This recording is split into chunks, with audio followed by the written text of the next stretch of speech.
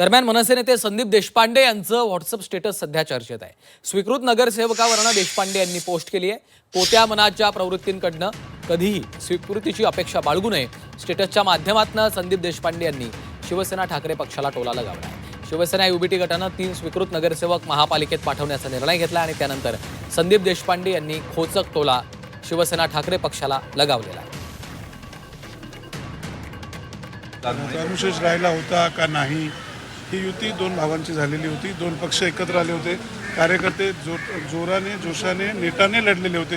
त्यामुळे कुठलाही निर्णय असेल तरी तो आमच्या पक्षाकडनं फक्त राजसाहेब ठाकरेच घेतील। तुम्ही काय म्हणताय स्वीकृत असेल किंवा जे काय असेल तो निर्णय फक्त राजसाहेब ठाकरे घेतील, बाकी माहिती देणं हे आमचं काम आहे।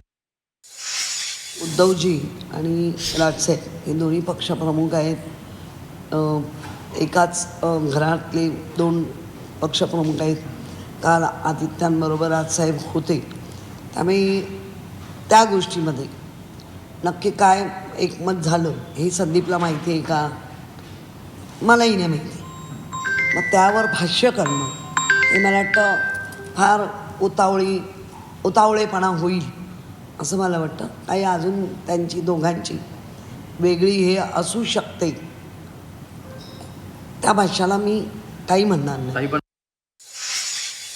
उद्धवजी ठाकरे यांनी राज ठाकरे यांच्या पाठीमध्ये खंजीर खुपसण्याचं काम महापालिकेच्या निवडणुकीमध्ये केलंय।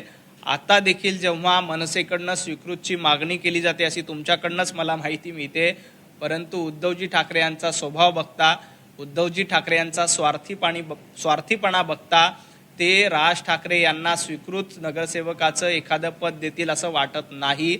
राज ठाकरे यांच्या पाठीमध्ये खंजीर खुपसण्याचं काम उद्धवजी ठाकरे यांनी केलेलं आहे।